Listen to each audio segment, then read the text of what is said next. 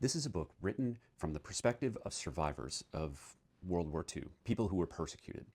And I can't show you the symbol or use certain words to describe this history because most of these apps recognize these as phrases or words or symbols of hate.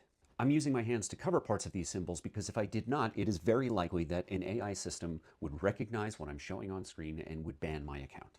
And that is because this symbol doesn't just represent hate, it represents violence. These apps treat this symbol so harshly because it can be used to communicate a threat.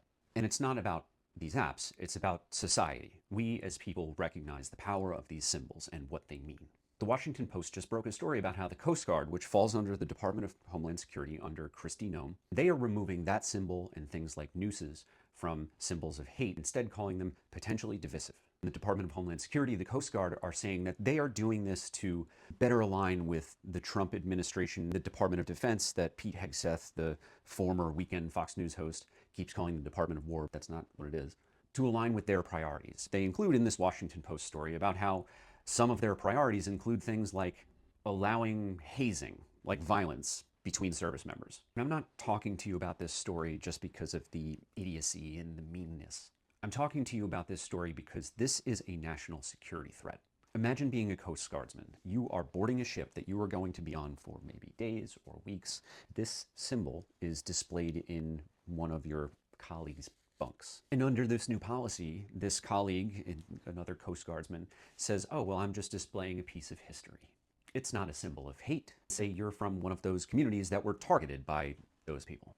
Do you think that you're going to feel safe reporting this to your chain of command? The damage that the Trump administration is doing right now to the Coast Guard and to the entire military is going to last for a generation or more.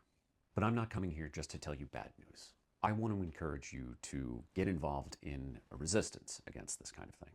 Resistance can take many forms. It can be a protest. It can be a refusal to comply. You can resist from the safety and comfort of your home, or you could do it in the streets. And I've just launched a new podcast called On Offense with Chris Goldsmith. Every week, we're going to be coming out with new episodes where we talk about how people can get involved in going on offense for democracy. This is not to fight for some democratic norms that have been run over or destroyed from the past. It's about fighting for a better democracy than we've ever had. So look for On Offense Pod on any of the social media apps. And wherever you get your podcasts, you can find us on YouTube or Substack.